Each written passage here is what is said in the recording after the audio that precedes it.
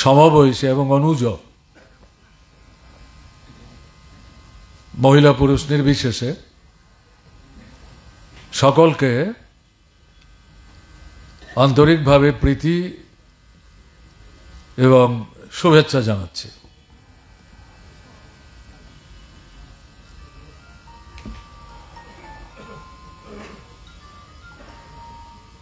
(1975) সালের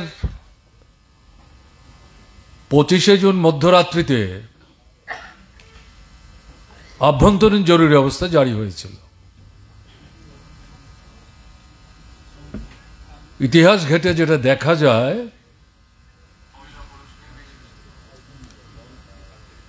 স্বাধীনতা লাভের পর ভারতবর্ষের বুকে এযাবৎ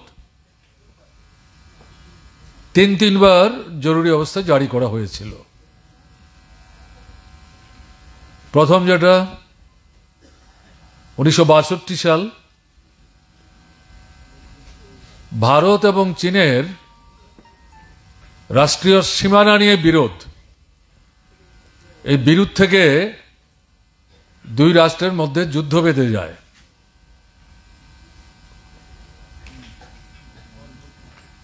এই প্রেক্ষাপটে জরুরি অবস্থা জারি করা হয়েছিল এবং এটা প্রায় 4 বছর কন্টিনিউ করেছে, যে কোনো কারণেই হোক।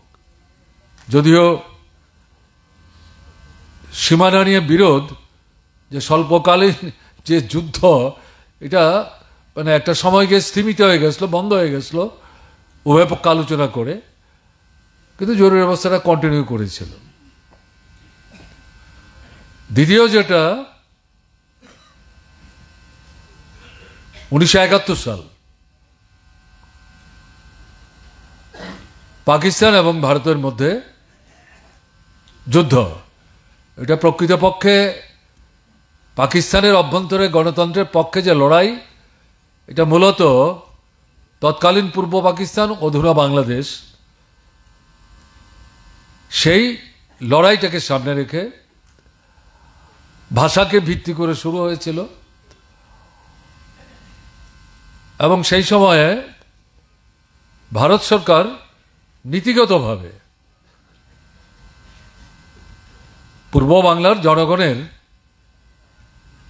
স্বাধীন বাংলার স্লোগানকে সামনে রেখে বিকল্প রাষ্ট্র গঠনের যে লড়াইটা, তাকে নৈতিকভাবে সমর্থন করেছিল এবং ধীরে ধীরে সেখানে যুদ্ধকেও মদদ দেওয়ার ক্ষেত্রে ভূমিকা নিয়েছিল। যদিও তার জন্য সেদিন চাপ দিতে হয়েছে ভারতবর্ষের ভেতর থেকেও। আমার এখনো মনে আছে, আমরা তখন কলেজে পড়াশোনা করি, আগরতলা সহ ত্রিপুরায় কেন ইন্দিরা গান্ধীর সরকার বাংলাদেশের এই মুক্তিযুদ্ধকে সমর্থন করে মাঠে নামছে না, তার জন্য তার উপর আমরা চাপ সৃষ্টি করার জন্য মিছিল, মিটিং, সমাবেশ ইত্যাদি সংগঠিত করেছিলাম এবং ছাত্ররা একটা গুরুত্বপূর্ণ ভূমিকা নিচ্ছিল। আমি ত্রিপুরার কথা বলছি। সেই সময় জরুরি অবস্থা, ইন্দিরা গান্ধী প্রধানমন্ত্রী, এটা বেশি দিন চলেনি। 71-এর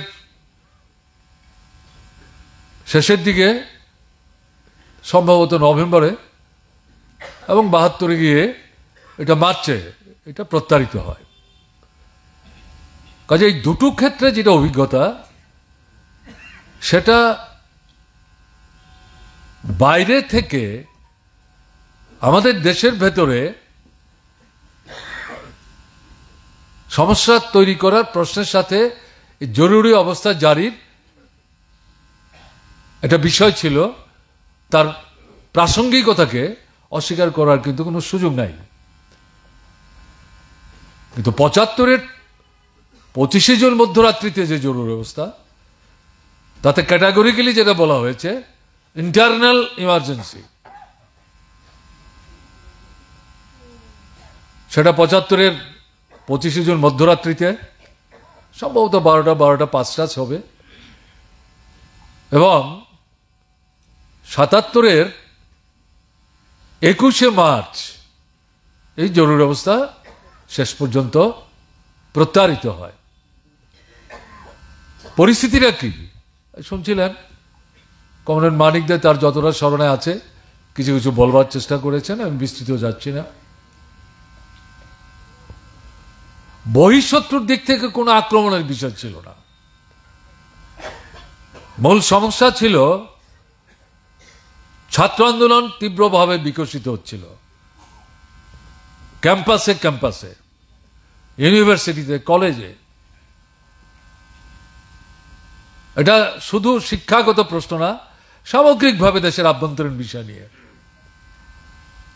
টাকার দাম কম ছিল, জিনিসের দাম বাড়ছিল, মুদ্রাস্ফীতি দেখা দিচ্ছিল, দারুণভাবে অর্থনৈতিক ক্ষেত্রে সাধারণ মানুষের জীবনে বিপর্যয় সৃষ্টি করেছিল।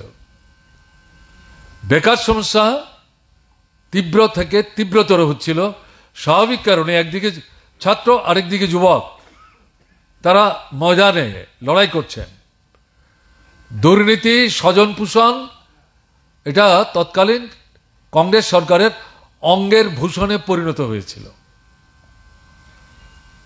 সমার্থক হয়ে গেছিল। এবং এর পাশাপাশি রাজনৈতিক সমস্যা তৈরি হচ্ছিল, কারণ এই বিষয়গুলোকে ভিত্তি করে রাজ্যে রাজ্যে লড়াই হচ্ছে। এবং এই লড়াই এটা নির্দিষ্ট জনগোষ্ঠীর মধ্যে সীমাবদ্ধ থাকলো না, সাধারণ জনগণ তারাও এর মধ্যে যুক্ত হয়ে যাচ্ছিলেন।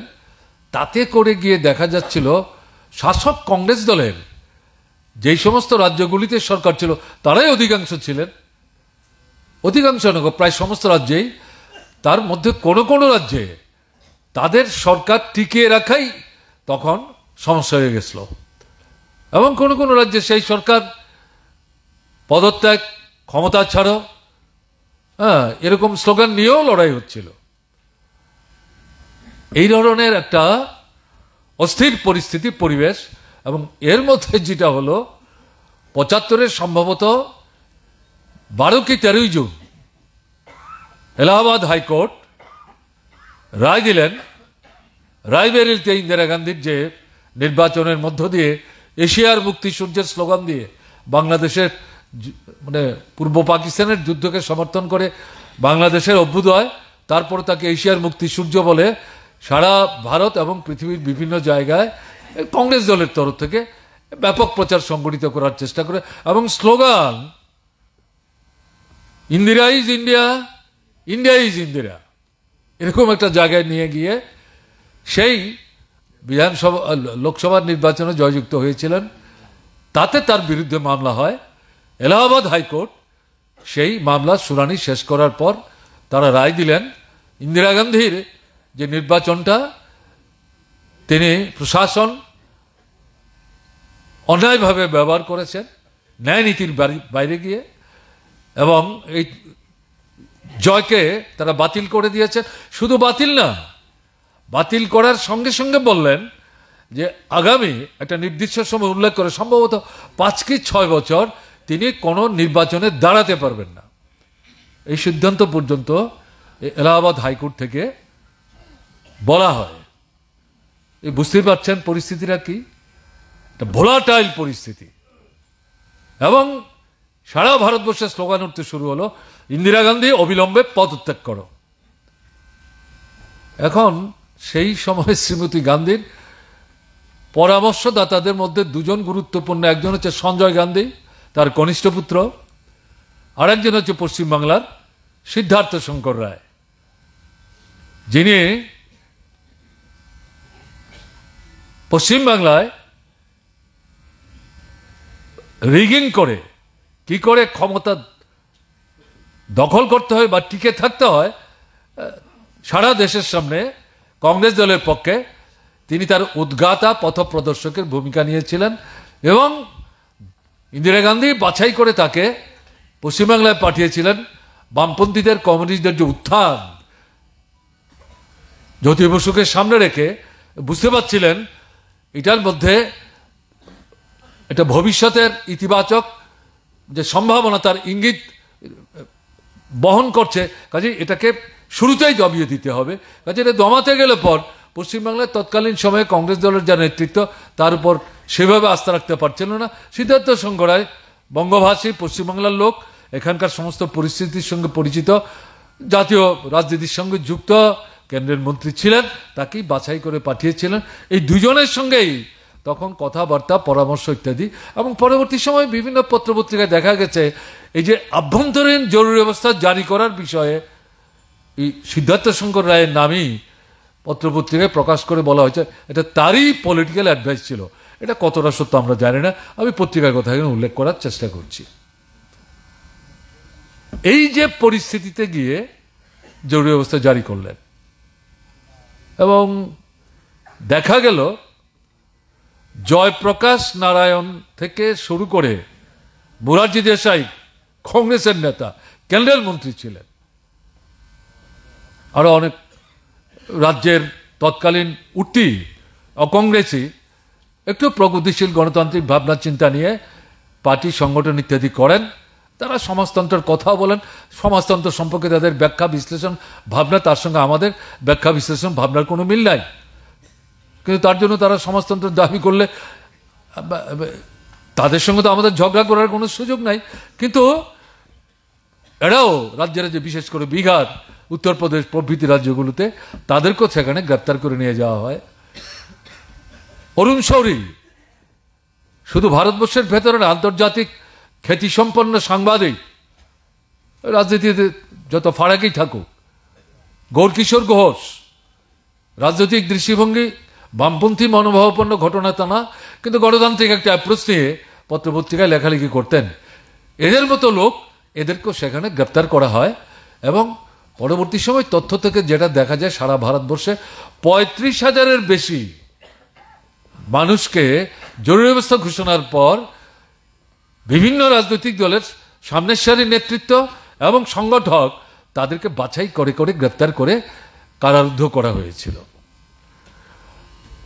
মার্ক্সবাদী কমিউনিস্ট পার্টির, আমি যেটা বলছি তখন আমি ছাত্র আন্দোলনের কর্মী, সে অভিজ্ঞতা থেকে বলছি, 25শে জুন মধ্যরাত্রিতেই এই যে সিদ্ধান্ত ইন্দিরা গান্ধী গ্রহণ করেছেন, যাদের সঙ্গে আলোচনা করে প্রশাসনিক দিক থেকে, এটা আমরা জানতে পারি। মাধ্যম সুনীত চোপড়া, তিনি নেই এখন আমাদের মধ্যে, তিনি ছাত্র আন্দোলনের নেতা ছিলেন, জওহরলাল নেহরু ইউনিভার্সিটিতে পড়াশোনা করছেন, তার আগে তো বাইরে গিয়ে পড়াশোনা করে এসছেন, ব্রিলিয়ান্ট, এবং একটা খুব প্রতিষ্ঠিত পরিবারের সন্তান। তার বাবা একটা উচ্চতর পর্যায়ের কোনো প্রশাসনিক দায়িত্বের সাথে যুক্ত, কাজেই নানা দিক থেকে সুনীত চোপড়ার যোগাযোগ ছিল। সেই সুনীত চোপড়া এই সিদ্ধান্তের পর এটা ঘোষণা করার আগেই জানতে পেরে যান, এবং সঙ্গে সঙ্গে তিনি সেখান থেকে আমাদের কেন্দ্রীয় নেতৃত্ব, পার্টি, তাদেরকে জানাবার চেষ্টা করে, তাড়াতাড়ি আপনারা ব্যবস্থা নিন, না হলে কিন্তু সূর্যোদয়ের জন্য অপেক্ষা করলে পর সময় হাতছাড়া হয়ে যাবে। পরবর্তী সময়ে আরো বিস্তৃতভাবে বিষয়গুলি জানার সুযোগ হয়, কারণ সুনীতের সাথে পরবর্তী সময় কথাবার্তার মধ্য দিয়ে এগুলি জানা যায়। সে তো ডিটেলের নাম টাম কখন কোথায় কিভাবে এসেছে সব তিনি বলার চেষ্টা করেছেন। সুনীত আজকে আমাদের মধ্যে নেই, কিন্তু এটাই তো ইতিহাস। সেই কারণে আমার মনে হয়েছে বোধহয় এখন তার অবর্তমানেও সেদিন যে তার ভূমিকা, এটাকে উল্লেখ না করলে ভুল করা হবে। এবং এই কারণে আমাদের যারা সাংসদ এবং বিভিন্ন রাজ্যে যে দু একটা জায়গায় যে বিধায়করা ছিলেন, তাদের পক্ষে তো আন্ডারগ্রাউন্ডে যাওয়ার কোনো সুযোগ নাই, কিন্তু এর বাইরে যারা পার্টির নেতৃত্ব, হ্যাঁ, একেবারে পার্টির সাধারণ সম্পাদক থেকে শুরু করে পলিট ব্যুরো মেম্বার বা কেন্দ্রীয় কমিটির বা রাজ্য রাজ্যের যারা নেতৃত্ব, পার্টি সেখান থেকে যে নির্দেশ পাঠায় যতটা সম্ভব, তখন তো যোগাযোগ এখনকার মতো এরকম এতটা উন্নত ছিল না, যে সতর্ক হও, পার্টিকে রক্ষা করো, বাইরের আক্রমণ থেকে তাকে রক্ষা করার মধ্য দিয়ে জনগণের সঙ্গে সম্পর্ক বজায় রেখে আন্দোলন সংগ্রাম পরিবর্তিত পরিস্থিতিতে নূতন করে ভাবতে হবে, সেটা পরবর্তী সময়ে আমরা জানাবার চেষ্টা করব। আমরা এই প্রভাতেই এই তথ্য আমরা জানার সুযোগ পেয়ে যাই। স্বাভাবিক কারণে আমাদের পার্টি, মানে সারা ভারতবর্ষের পলিট ব্যুরো থেকে আরম্ভ করে কেন্দ্রীয় নেতৃত্ব, রাজ্যের নেতৃত্ব, যাদের পক্ষে তৎকালীন পরিস্থিতিতে আন্ডারগ্রাউন্ডে যাওয়া সম্ভব, জ্যোতি বসু যে জায়গায় চলে গেছেন তার পক্ষে সেই পরিস্থিতিতে আন্ডারগ্রাউন্ডে যাওয়া সম্ভব না। কিন্তু লন্ডন থেকে ফিরে এসে তিনি শ্রমিক আন্দোলনের মধ্য দিয়ে যখন কমিউনিস্ট পার্টির সাথে সম্পর্ক নিবিড় করেন, পার্টির সিদ্ধান্তে তাকে কিন্তু আন্ডারগ্রাউন্ডে গিয়ে কাজ করতে হয়েছে। সেই পরিস্থিতিতে যেটা সম্ভব ছিল জ্যোতি বসুর পক্ষে, তখনকার জ্যোতি বসু আর ৭৫-এর জ্যোতি বসু রাত্রদিন ফারাক, কাজে তার পক্ষে যাওয়া সম্ভব না। আমাদের রাজ্যে দশরথ দেব, বীরেন দত্ত, তারা সাংসদ, তারা কি করে আন্ডারগ্রাউন্ডে যাবেন? তাদের পক্ষে আন্ডারগ্রাউন্ডে যাওয়া সম্ভব না। নৃপেন চক্রবর্তী, আমি এটা পরে বলবো, ত্রিপুরা পার্টির সম্পাদক, কেন্দ্রীয় কমিটির সদস্য, বিরোধী দলের নেতা বিধানসভায়, তাদের তো আগেই গ্রেপ্তার করে নিয়ে গেছে। এরকম জায়গায় ভানু ঘোষ, কমরেড ভানু ঘোষ, তিনি রাজ্য সম্পাদকের দায়িত্বটা সামলাবার চেষ্টা করছিলেন। তো বলা যায় ভানু ঘোষ সহ একটা বিরাট অংশের কমরেড আমরা আন্ডারগ্রাউন্ডে চলে যাওয়ার সুযোগ নিতে পারি। ফলে এরকম একটা পরিস্থিতির মধ্যে আকস্মিকভাবে জরুরি অবস্থা জারি হতে পারে এরকম ভাবনা কিন্তু অনেকের মধ্যেই ছিল না। আক্রমণ তীব্র হচ্ছে, তীক্ষ্ণ হচ্ছে, ব্যাপক হচ্ছে, একটা স্বৈরাচারী চেহারা নিচ্ছে, অত্যাচারী চেহারা নিচ্ছে, সব ঠিক আছে, কিন্তু লড়াইও চলছে, সমানে সমানে যুদ্ধছে, কিন্তু এরকম একটা জায়গায় চলে যাবে এটা কিন্তু তখন মনে হয়নি। কিন্তু এই আক্রমণটা সেখানে চাপিয়ে দিল। এবং শুধু তা না, এই আক্রমণ মানে জরুরি অবস্থা জারি করে ৪২তম সংবিধান সংশোধন করে প্রথম যেই জায়গাটা গেল, প্রধানমন্ত্রী এবং স্পিকার পার্লামেন্টের নির্বাচিত হওয়ার পরে এই দায়িত্বে যারা বৃত হবেন তাদের ইলেকশন ইত্যাদি নিয়ে কোনো চ্যালেঞ্জ করা যাবে না, কোনো কোশ্চেন রেজ করা যাবে না। তার মানেটা কি? এটাই তো ইন্দিরা গান্ধীর তো বিরুদ্ধে তো এটাই সিদ্ধান্ত, কেমন না? কাজে প্রথমেই 42nd অ্যামেন্ডমেন্টের এই জায়গাটা কিন্তু যাওয়ার চেষ্টা করে, সেন্সরশিপ চালু করে, মিডিয়াকে কন্ট্রোল করার চেষ্টা করে, আন্দোলন সংগ্রাম তাকে নিয়ন্ত্রণ করার চেষ্টা করে,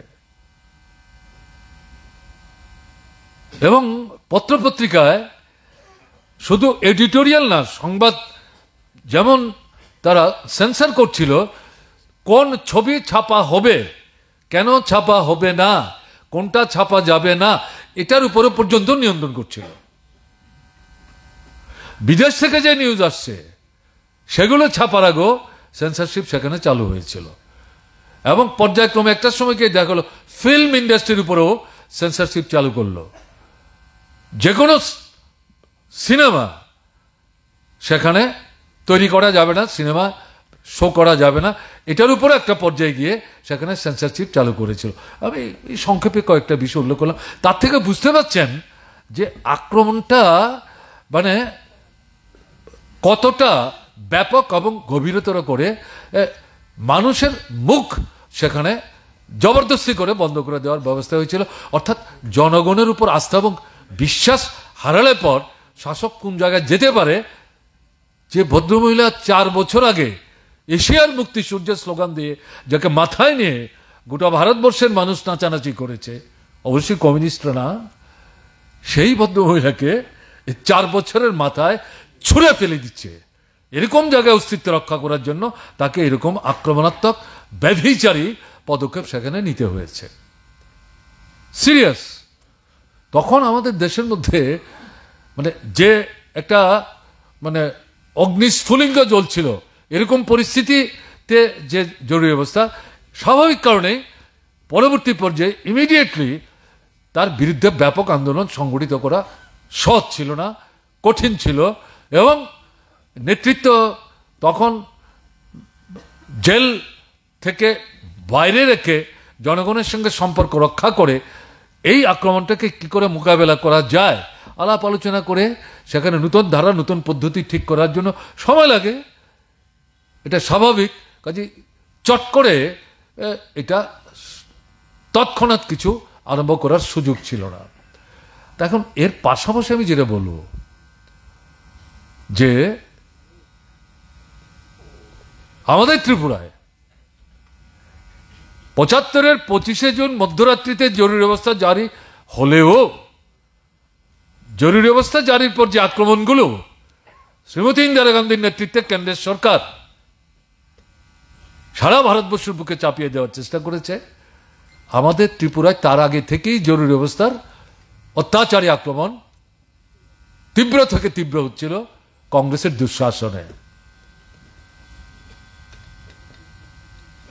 1972 সালের বিধানসভা নির্বাচন পূর্ণরাজ্যে অধিষ্ঠিত হওয়ার পর ত্রিপুরা, এর আগে 30 সদস্য বিধানসভা ছিল, 60 সদস্য বিধানসভা হলো, লড়াইয়ের নেতৃত্বে মার্ক্সবাদী কমিউনিস্ট পার্টি।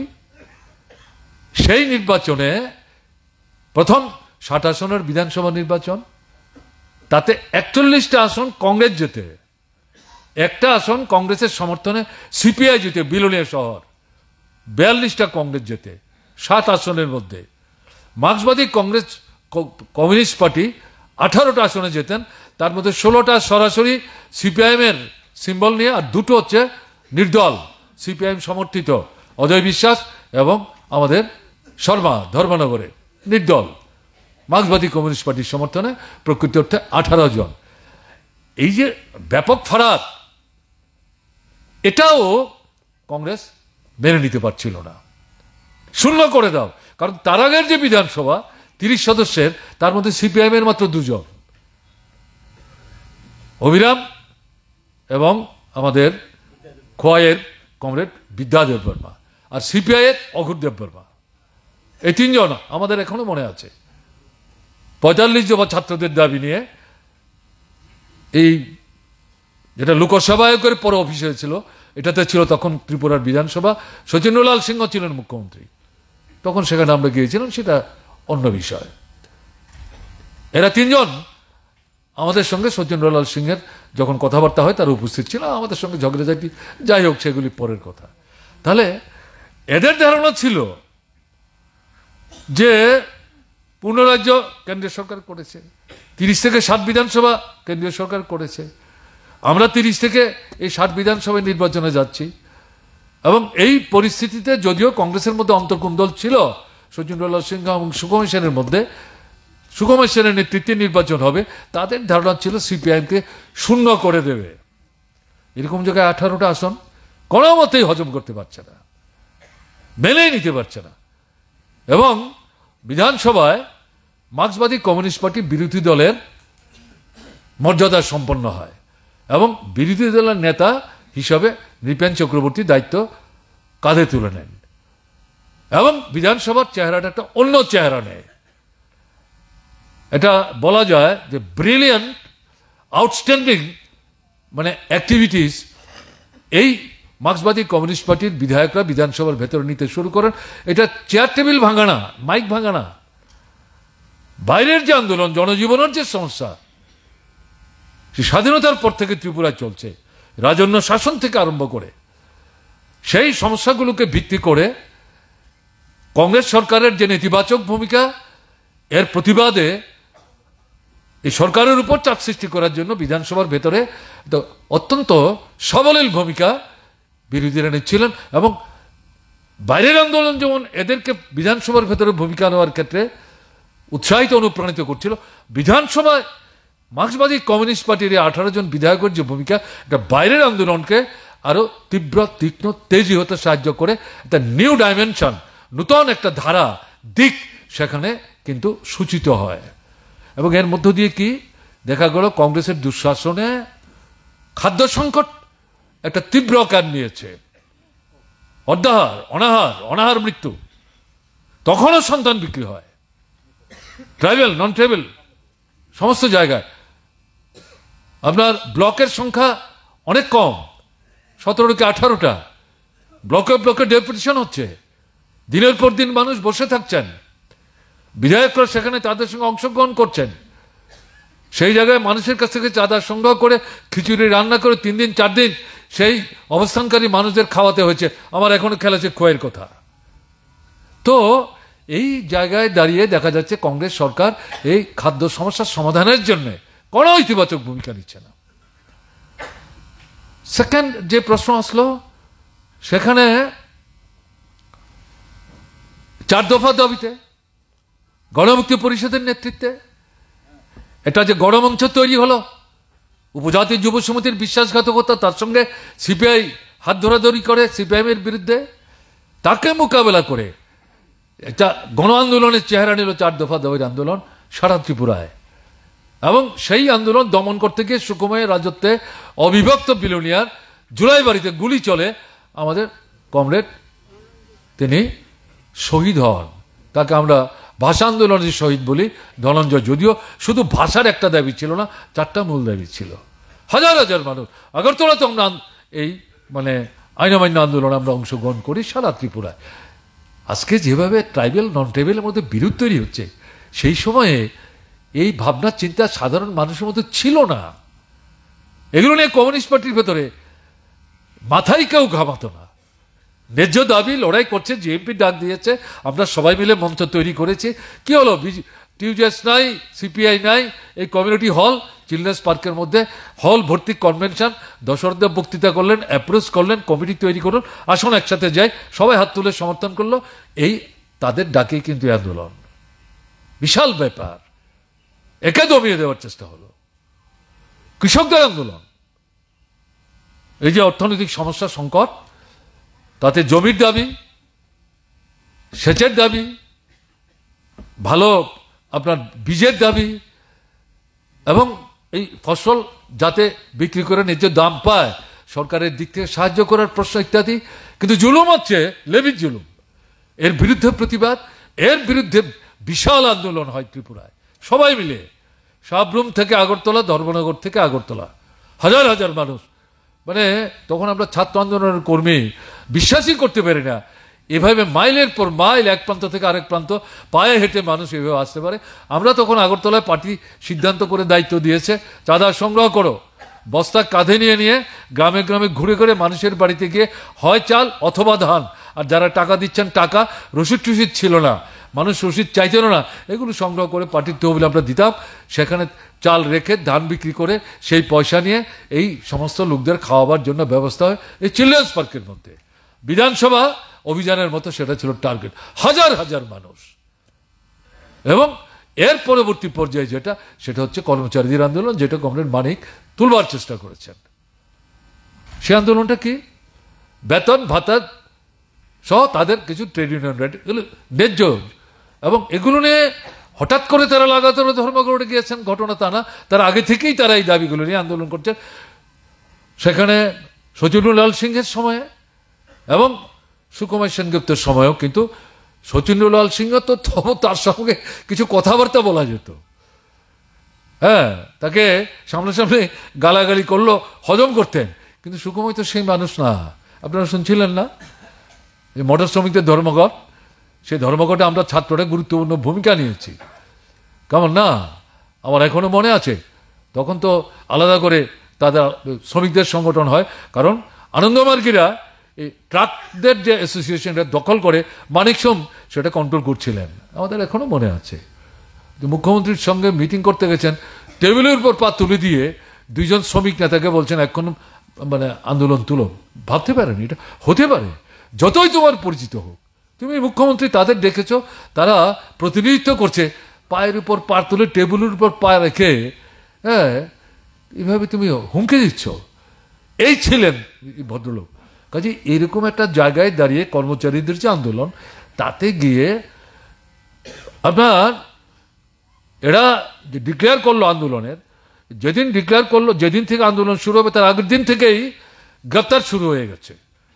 কর্মচারী আন্দোলনের নেতা, মার্ক্সবাদী কমিউনিস্ট পার্টির নেতা এবং বিভিন্ন গণতান্ত্রিক সংগঠন, বিশেষ করে ছাত্র এবং যুবক, একটা বিরাট অংশকে তারা গ্রেপ্তার করে নিয়ে গেল, আগরতলায় তাদেরকে বন্দি করে রাখলো। ধর্মঘট চললো 12 দিন 13 দিন যাবৎ, 12 দিন 13 দিনের মাথা গিয়ে ধর্মঘট প্রত্যাহারিত হলো। এমনভাবে আক্রমণ তীব্র করলো, 31 জন কর্মচারীকে ছাঁটাই করে দিল 311 ধারায়। এরকম পরিস্থিতির মধ্যে এই আন্দোলনকে কন্টিনিউ করা কঠিন হয়ে যাচ্ছে। হ্যাঁ, যদিও ত্রিপুরার মানুষ ব্যাপকভাবে এই আন্দোলনটাকে সমর্থন করেছিলেন, শেষ পর্যন্ত 13 দিনের মাথায় এই আন্দোলন প্রত্যাহার করতে হয়। এরই প্রেক্ষাপটে আপনার বিধানসভার বাজেট অধিবেশন, এই রাজবাড়িতে বিধানসভা, সেই বাজেট অধিবেশনে মার্ক্সবাদী কমিউনিস্ট পার্টির বিধায়করা এই প্রত্যেকটা ইস্যু নিয়ে অত্যন্ত গুরুত্বপূর্ণ বলা যায় যে অ্যাগ্রেসিভ ভূমিকা তারা সেখানে নেওয়ার চেষ্টা করেন। অ্যাগ্রেসিভ মানে লাঠিসুটা নিয়ে না, বক্তব্য, তথ্য এবং কি করতে হবে এই বিষয়গুলো নিয়ে। কিন্তু লক্ষ্য করলেন একদিন দুদিন যাওয়ার পর এই সরকার মানে গুরুত্বই দিচ্ছে না, পাত্তাই দিচ্ছে না। তারা বিরোধীরা একদিকে কথা বলছে, তারা তাদের মতো করে সেখানে সংখ্যা জুড়ে একটার পর একটা আইন তারা পাশ করে নেওয়ার চেষ্টা করছে। এরকম জায়গায় বিধানসভার অভ্যন্তরে মার্ক্সবাদী কমিউনিস্ট পার্টির নেতৃত্বে নৃপেন চক্রবর্তী সহ সেখানে তারা অবস্থান ধর্মঘট অনির্দিষ্টকালের জন্য তারা করতে শুরু করেন। সেখান থেকে 11 জন বিধায়ক বামফ্রন্টের মার্ক্সবাদী কমিউনিস্ট পার্টি তাদেরকে গ্রেপ্তার করে নিয়ে যায় এবং গ্রেপ্তার করে ত্রিপুরার জেলে সম্ভবত 1 কি 2 দিন রেখেছিল। তারপর তাদেরকে নিয়ে গেল আপনার দক্ষিণ ভারতের তামিলনাড়ুর ভেলুর জেলে। ভেলুর নাম আগে জানতাম না, এদেরকে নিয়ে যাওয়ার পর কোথায় ভেলুর, এটা কি, তখন আমরা জানলাম ওখানে তাদেরকে নিয়ে গেছে। এই শুরু হলো এবং এর পরবর্তী পর্যায়ে অল্প সময়ের ব্যবধানে আপনার জরুরি অবস্থা জারি হলো। এই জরুরি অবস্থাটা জারি করে ইন্দিরা গান্ধী সুকুমার সেনগুপ্তের হাতে আক্রমণ অত্যাচারের আরেকটা অতিরিক্ত অস্ত্র তুলে দিলেন এবং তিনি আরো বেপরোয়া হয়ে গেলেন, আরো বেপরোয়া। এবং তার প্রথম টার্গেটই হলো মার্ক্সবাদী কমিউনিস্ট পার্টির বাকি নেতারা যারা বাইরে আছে তাদের গ্রেপ্তার করো। তো আমি তো আগেই বললাম যে আমরা জেনে গিয়েছিলাম, ফলে তখনই একটা ছোট্ট অংশকে বাইরে রেখে অফিস খুলতে হবে, বটতলার অফিস। বাকিরা তখনই আমরা জানি না কাকে কোথায় পুলিশ ধরবার চেষ্টা করবে, আত্মগোপনে চলে যান। ফলে তৎক্ষণাৎ সবাইকে গ্রেপ্তার করতে পারেননি, কিন্তু একটা অংশকে, যাদেরকে হয়তো সতর্ক করা যায়নি, একটা ভালো অংশকে তারা গ্রেপ্তার করে তাদের সংখ্যা প্রায় 18 থেকে 20-21 জনের মতো হবে। বাদবাকি নেতৃত্বের কমরেড ভানুভূষ সহ আন্ডারগ্রাউন্ডে তারা চলে যান। সেই সময়ে ত্রিপুরার ভেতরে আন্দোলন সংগ্রাম করার মতো কোনো অবস্থা নাই। যে ঝড়ের মধ্য দিয়ে এই জরুরি অবস্থাটা মানে ভারতবর্ষ এবং ত্রিপুরা আসলো, ভারতবর্ষে যেমন সেই সময় চট করে আন্দোলনে নূতন ধারায় ঝাঁপিয়ে পড়া কঠিন ছিল, ত্রিপুরাতেও কঠিন ছিল। অফিস খোলা আছে, আমার এখনো মনে আছে মার্ক্সবাদী কমিউনিস্ট পার্টির অফিসে একটা মানে টাইপরাইটার মেশিন আছে, খুব ভালো না, পুরনো, এটাও বোধহয় কারোর দান করা। আর একটা গ্যাস্টেন্টার মানে মেশিন, যেটাতে আপনার ওই টাইপ করা জিনিসটা ছেপে বের করা হয়। পার্টির সিদ্ধান্ত হলো এটাই হচ্ছে আমাদের পার্টির রাজ্য কমিটির সম্পদ, খুব তাড়াতাড়ি এগুলি সরিয়ে ফেলো, না হলে এগুলি যদি নিয়ে যায় তাহলে কি করে আমরা এটা করব। এটাই আমরা সরাই, আর পার্টি অফিস থেকে সরানোর কিছু নাই। আর আছে মার্ক্সবাদী কমিউনিস্ট পার্টির কিছু ছোট ছোট চটি বই, এগুলো দেখভাল করেন আমাদের পার্টির লোকাল কমিটির তৎকালীন সেক্রেটারি আমাদের ভানুদার বড় ভাই কানুদা, তিনি হিসাব টিসাব রাখেন। এগুলি আর পুলিশ কি করে নেবে কে জানে।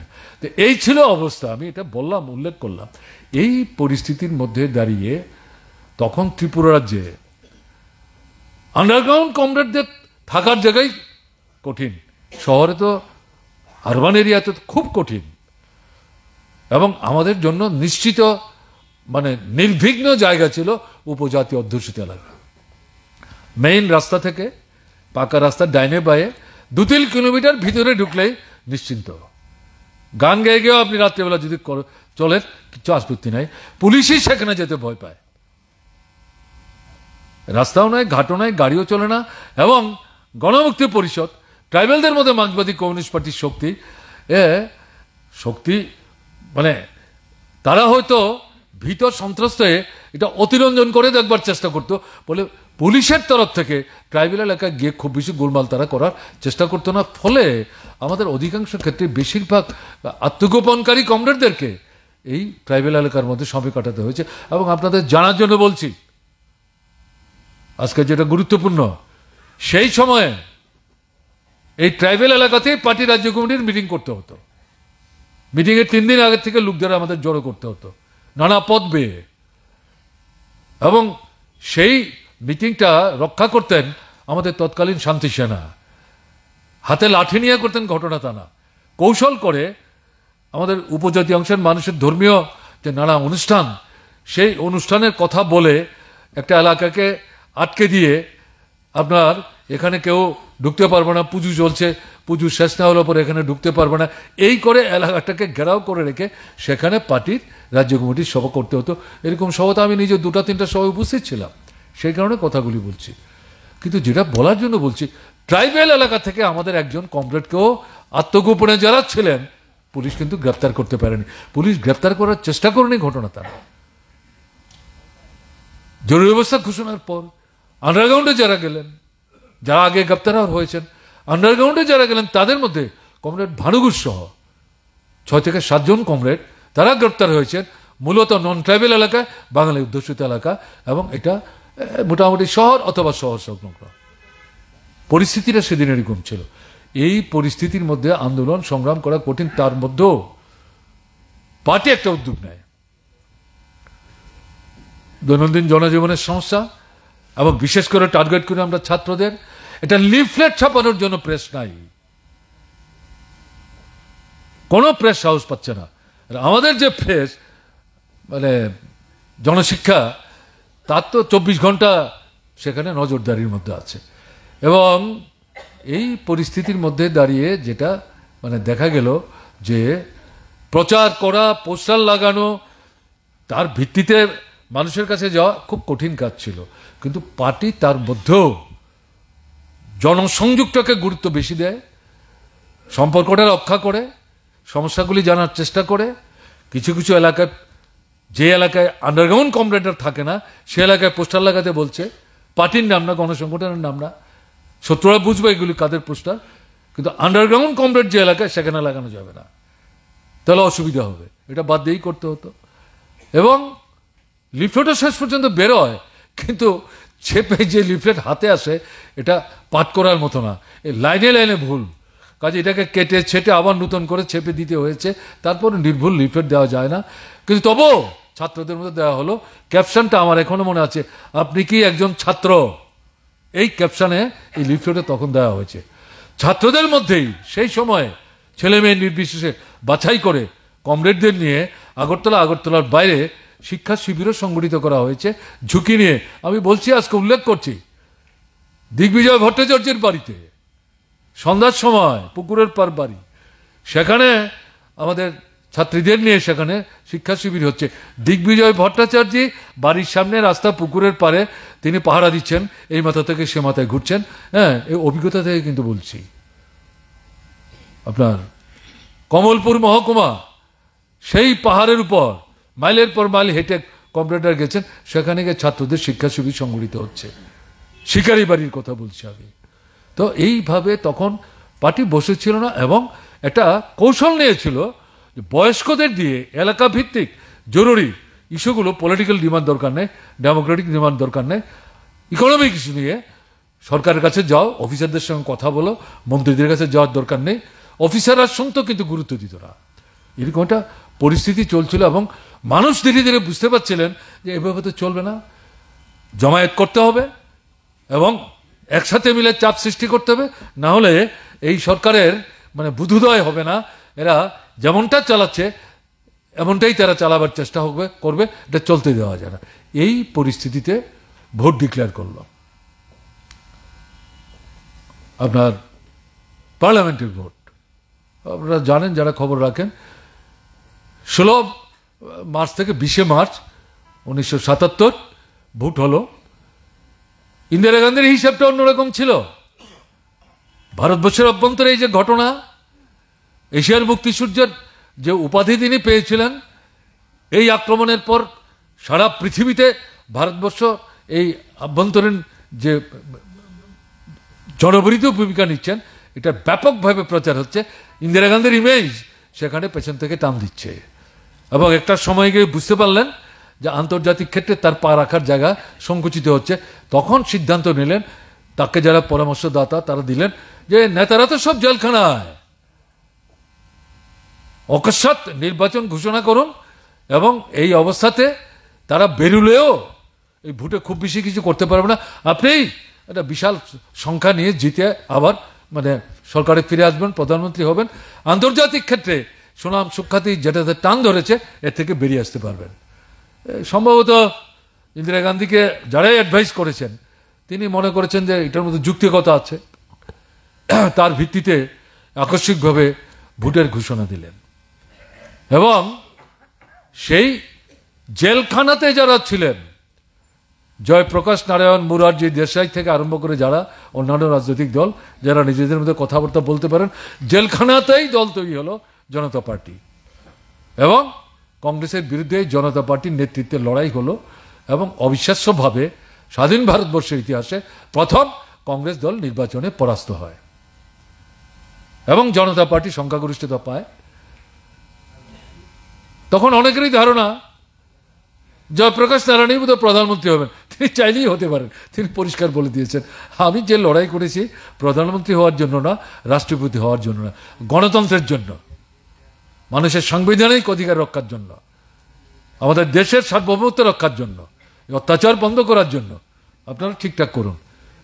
তো 20 তারিখ ভোট শেষ হলো, 21শে মার্চ ইমার্জেন্সি উইথড্রন হলো। আমরা কিন্তু ইমার্জেন্সির মধ্যেই আন্ডারগ্রাউন্ড থেকে বেরিয়ে এসে পার্টির সিদ্ধান্ত মতে নির্বাচন অংশগ্রহণ করার চেষ্টা করি, যদিও আমাদের ত্রিপুরার ফল ভালো হয়নি, সে আপনারা যারা খবর রাখেন জানেন। সেই জায়গায় আপনার 24শে মার্চ 1977 জনতা পার্টি সরকার তৈরি হয় ভারতবর্ষে এবং তারা গিয়ে সেখানে কতগুলি গুরুত্বপূর্ণ সিদ্ধান্ত নেন। সংবিধানটাকে যেভাবে উলটপালট করে দিয়েছিল এটাকে নতুন করে তারা আগের জায়গায় নিয়ে আসার চেষ্টা করেন এবং জরুরি অবস্থার সময়ে যে আক্রমণ, অত্যাচার, বেভিচারগুলি ইন্দিরা গান্ধীর নেতৃত্বে সেখানে করা হয়েছে এবং সংবিধানটাকে বলা যায় যে মানে কাটাছিঁড়া করে এটাকে প্রায় শেষ করে দেওয়ার মতো এর বিরুদ্ধে কমিশন তৈরি হয় এবং সেই কমিশন অল্প সময়ের মধ্যে তাদের এই সমস্ত তথ্যাদি সংগ্রহ করে তাদের রিপোর্ট তারা সাবমিট করেন। এখন প্রশ্নটা হচ্ছে, এই ফল বেরোবার পর মানুষ বিস্মিতভাবে একে আরেকের মুখের দিকে থেকে বলছে এটা কি করে সম্ভব, তো ম্যাজিক্যাল, আমরা যখন বেরোতেই পারছি না, এরকম জায়গায় কি করে ইন্দিরা গান্ধী হেরে যান? হারবেন জানলে কি তিনি নির্বাচন দিতেন? কি ব্যাপার? আমি ত্রিপুরার অভিজ্ঞতা বলছি। নৃপেন চক্রবর্তী জেনারেল সিটের ক্যান্ডিডেট, রিজার্ভের দশরথদেব ক্যান্ডিডেট, আমি তার ইলেকশন এজেন্ট ছিলাম, তখনও কিন্তু পুলিশ আমাকে ধরার চেষ্টা করছে। যাই হোক, এখানে ভোটার স্লিপ দেওয়ার লোক নাই।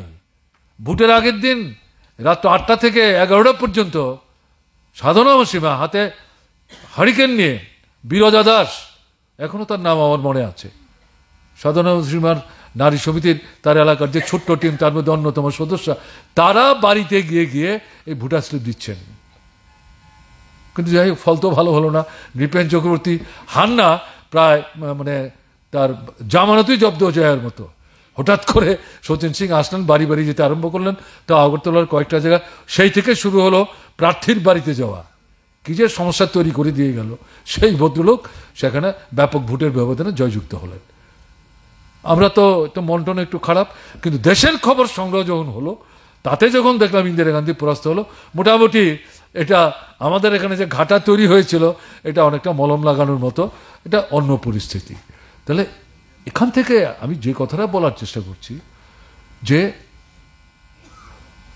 মানুষই পরিবর্তন করতে পারে। অত্যাচারীরা দীর্ঘদিন ক্ষমতায় টিকে থাকতে পারে না, স্বৈরাচারী শক্তি দীর্ঘদিন ক্ষমতায় টিকে থাকতে পারে না। মানুষের মধ্যে যে ক্রোধ, ক্ষোভ, ঘৃণা, তা যদি সংগত হয় এবং একটা উপযুক্ত সময় যদি তার প্রতিফলন ঘটবার সুযোগ মানুষের সামনে আসে, মানুষ যদি সেই সুযোগটা কাজে লাগাতে পারে, তাহলে অত্যাচারীদেরকে ক্ষমতাচ্যুত করে ছুঁড়ে ফেলে দিয়ে নূতন শক্তিকে, সেখানে জনস্বার্থবাহী শক্তিকে ক্ষমতায় বসানো যায়। এটা এই 77-এর সাধারণ লোকসভা নির্বাচনের অভিজ্ঞতার মধ্য দিয়ে কিন্তু প্রতিপন্ন হয়েছে। কাজে এরকম একটা জায়গায় দাঁড়িয়ে আজকে আমাদের দেশের যে পরিস্থিতি চলছে, 11 বছর আরএসএস এর নেতৃত্বে এবং নিয়ন্ত্রণে প্রধানত বিজেপি দলের যে সরকার ভারতবর্ষে চলছে, ধীরে ধীরে প্রথম থেকেই তারা গণতন্ত্রকে ধ্বংস করতে শুরু করেছেন, এই কথা বলছি না। ধীরে ধীরে আক্রমণ করতে করতে করতে করতে এমন একটা জায়গায় তারা এই 11 মাসের ব্যবধানে ভারতবর্ষকে নিয়ে এসছে যে এটা জরুরি অবস্থার সময়ে যে যে ব্যবস্থাগুলি ইন্দিরা গান্ধী গ্রহণ করেছিলেন, এগুলো জরুরি অবস্থা আনুষ্ঠানিকভাবে ঘোষণা না করে আমাদের দেশের বর্তমান প্রধানমন্ত্রীর নেতৃত্বে বিজেপি সরকার পর্যায়ক্রমে সেই জিনিসগুলি কিন্তু তারা কার্যকরী করার চেষ্টা করছেন। নির্বাচন, ইলেকশন কমিশন বগল দাবা করেছে, আমি ব্যাখ্যা করে সময় নিচ্ছি না, এগুলো আপনারা জানেন। বিচার ব্যবস্থা, জুডিশিয়ারি এটাকে বগল দাবা করার চেষ্টা করছেন, বহুলাংশে নিয়ন্ত্রণে নিয়ে এসছেন। ধর্মনিরপেক্ষতা, গণতন্ত্র হাত ধরাধরি করে চলবে, আমাদের সংবিধানের মুখবন্ধের মধ্যে যেটা উল্লেখিত এটাকে ধ্বংস করে দিচ্ছে। ধর্মের কথা বলে, বর্ণের কথা বলে বিভাজন তৈরি করছে। সংসদীয় যে ব্যবস্থা, পার্লামেন্টের যে সিস্টেম,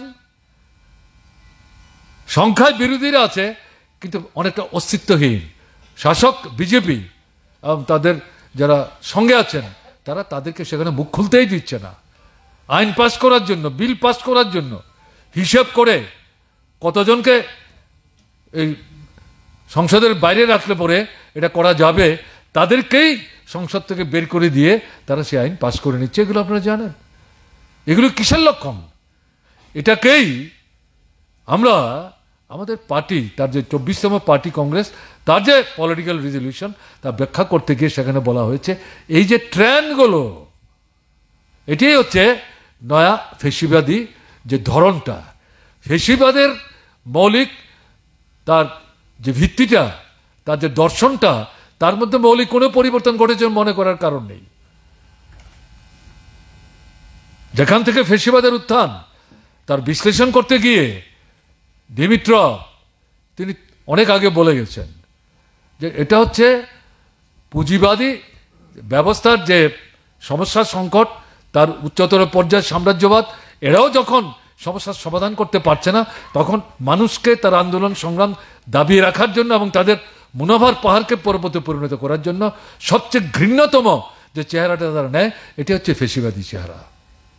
এবং এটা মনে করবেন না এই ভারতবর্ষের মধ্যে এই ফেসিবাদী চেহারাটা মাথা চারা দিচ্ছে ঘটনা, তা না। পৃথিবীর বিভিন্ন দেশে এটা হচ্ছে।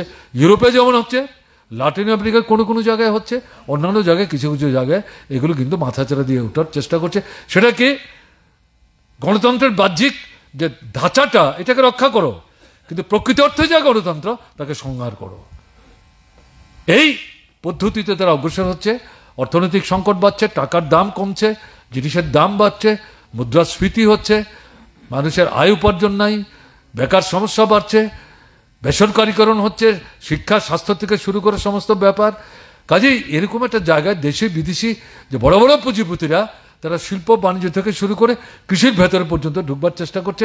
সমস্ত জিনিসটাই নয়া ফেসিবাদী ভাবনা নিয়ে একের পর এক যেভাবে পদক্ষেপ নিয়ে বর্তমান যে বিজেপি সরকারটা অগ্রসর হওয়ার চেষ্টা করছে, তারা ভারতবর্ষের মধ্যে একটা অন্য ধরনের পরিমণ্ডল তৈরি করবার চেষ্টা করছে। আমাদের রাজ্যে, যেটা আমার আগে যারা বলেছেন তারা উল্লেখ করার চেষ্টা করেছেন, আপনারা জানেন, আমাদের রাজ্যে ওই ইন্দিরা গান্ধীর জরুরি অবস্থা ঘোষণার আগের যে কথা বললাম, ভারতবর্ষের জরুরি অবস্থা জারির আগেই ত্রিপুরাতে জরুরি অবস্থার আক্রমণ শুরু হয়ে গেছিল। আজকেও নয়া ফেসিবাদী যে চেহারাটা, তার আগলি ঘৃণ্য যে চেহারাটা মাথা তুলে দাঁড়াবার চেষ্টা করছে সারা ভারতবর্ষে বিজেপির নেতৃত্বে, আরএসএস এর নিয়ন্ত্রণে।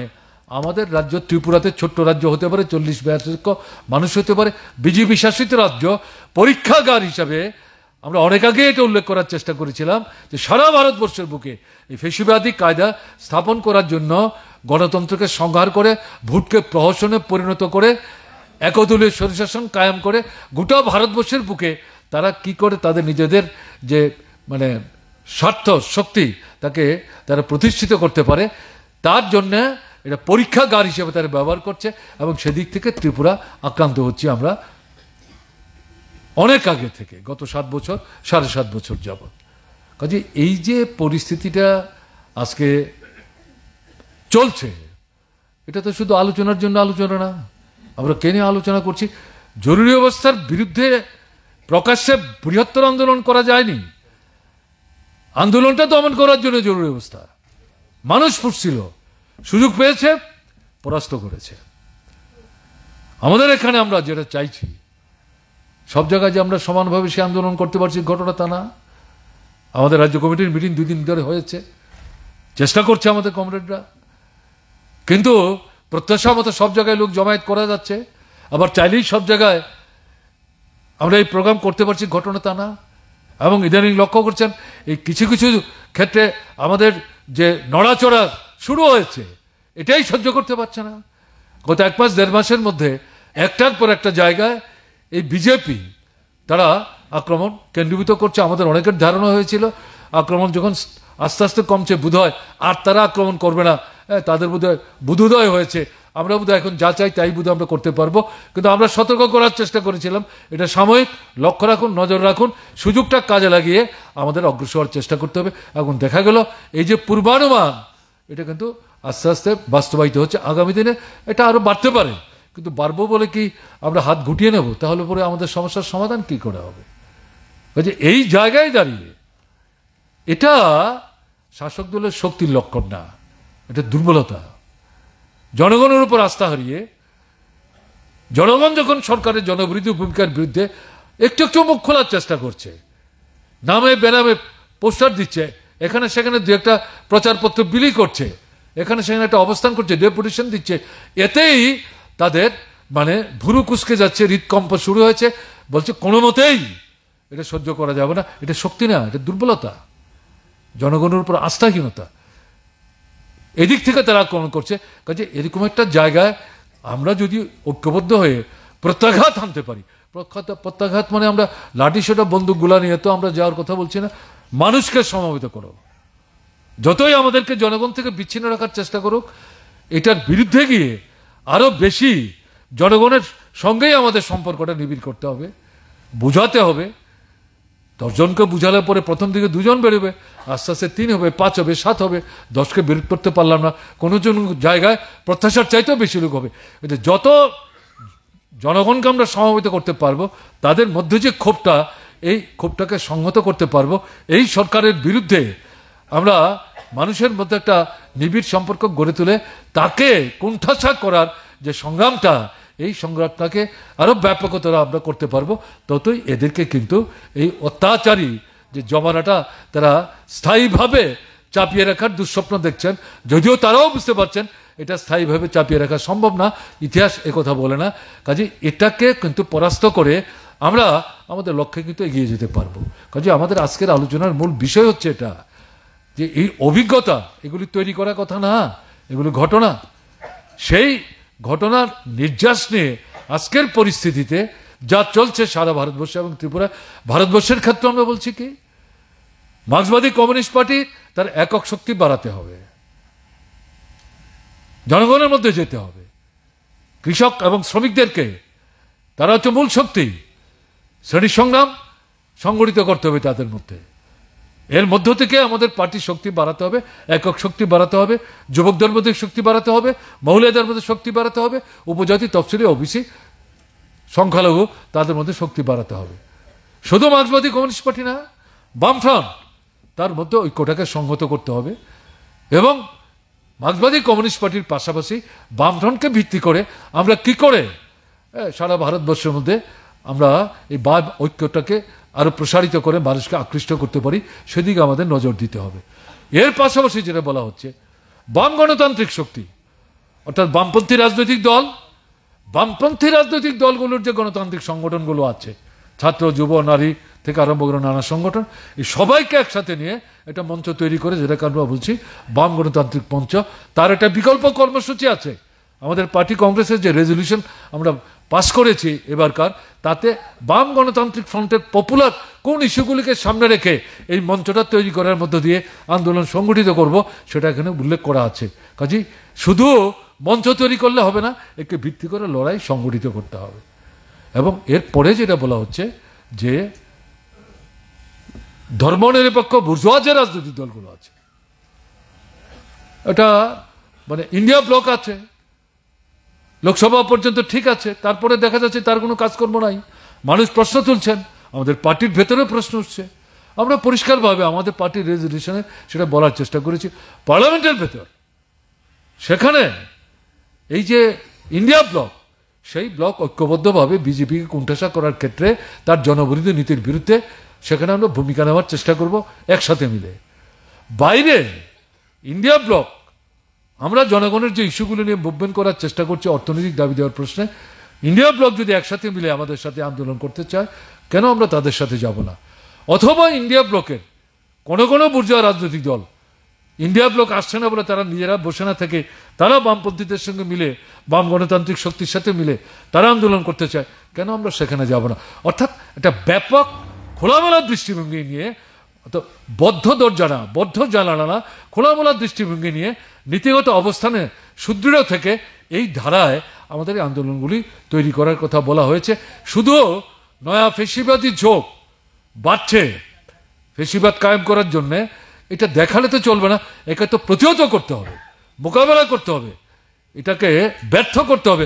করতে গেলে পরে এই ধারায় কিন্তু আমাদের আন্দোলনটা সেখানে সংগঠিত করতে হবে। এটা পার্টি তার 24তম পার্টি কংগ্রেসের পলিটিক্যাল রেজলিউশনে এটা সুনির্দিষ্টভাবে সেখানে বলেছে।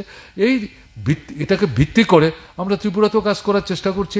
যদিও ভারতবর্ষের মধ্যে ত্রিপুরা একটা সম্পূর্ণ ব্যতিক্রমী একটা অবস্থা, আমাদের লড়াই করতে হচ্ছে। পশ্চিমবাংলা করছে, কিন্তু ত্রিপুরার মতো না, তাদের পরিস্থিতিটা আলাদা, কিন্তু সেখানেও একটা স্বৈরাচারী কায়দায় আক্রমণ সংগঠিত করছে। কাজেই আমরা যে লড়াইটা এখানে লড়ছি, এটা শুধু ত্রিপুরার 42 লক্ষ মানুষের জন্য লড়ছি না, গোটা ভারতবর্ষে এই ফেসিবাদী ভাবনা নিয়ে, এই স্বৈরাচারী শক্তি একদলীয় শাসন কায়েম করার লক্ষ্য নিয়ে, বিরোধীদের স্তব্ধ করে দেওয়ার বাসনা নিয়ে যে ধারায় অগ্রসর হওয়ার চেষ্টা করছে, তার বিরুদ্ধে যে লড়াইটা আমরা সারা দেশে সংগঠিত করতে চাইছি, ব্যাপকতর করতে চাইছি, ত্রিপুরার মাটিতে দাঁড়িয়ে এই লড়াইটা গত 6 বছর 7 বছর যাবত করছি। আগামী দিনে এটাকে আরও ব্যাপকতর করার জন্য যত আঘাতই আসুক তাকে মোকাবেলা করে আমাদের এগিয়ে যাওয়ার জন্য আজকের দিনে শপথ কিন্তু নিতে হবে। তা না হলে এটা একটা আনুষ্ঠানিক ব্যাপার হবে, এটা যেন উদযাপন। আমাদের অনুষ্ঠান কিন্তু উদযাপন না, আমাদের অনুষ্ঠান হচ্ছে অভিজ্ঞতার নিরিখে বর্তমান পরিস্থিতিতে দৃঢ়তা নিয়ে, বলিষ্ঠতা নিয়ে, সামনের দিনের কাজ সম্পর্কে স্পষ্ট ধারণা নিয়ে একটা সুদৃঢ় অবস্থান থেকে আমরা বেরিয়ে যাব, মানুষের মধ্যে সেখানে ঝাঁপিয়ে পড়ব, একটা নূতন ধারায় এই আন্দোলনটাকে আমরা গড়ে তোলার চেষ্টা করব।